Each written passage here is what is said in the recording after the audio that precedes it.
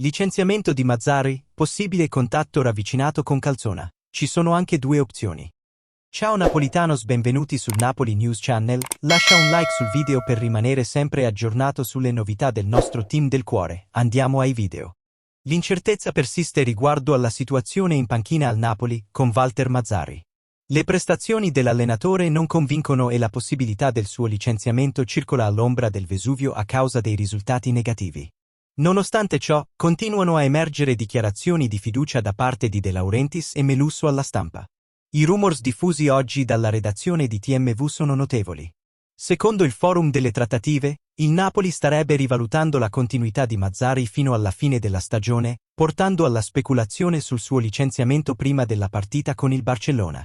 Questa informazione ha portato all'attenzione contatti intensificati con una figura sorprendente, l'ex allenatore Francesco Calzona, il cui nome era già emerso nei corridoi di Giampaolo.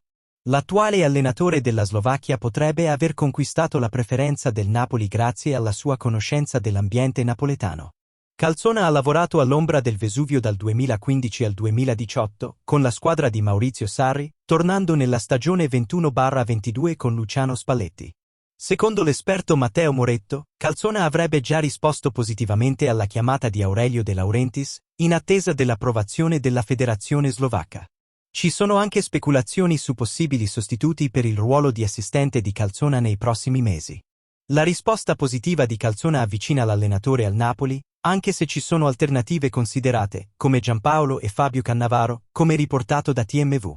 Le prossime ore saranno cruciali per capire lo svolgersi di questa situazione. L'intenzione del club è raggiungere rapidamente un accordo con un nuovo allenatore, iniziando la settimana Napoli-Barcellona con la nuova guida tecnica. Se ciò non si concretizzerà presto, è probabile che le discussioni vengano rinviate alla prossima settimana. E tu, tifoso del Napoli?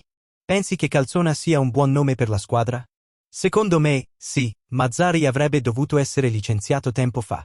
Voglio conoscere la tua opinione nei commenti. Lascia il tuo like e iscriviti al canale.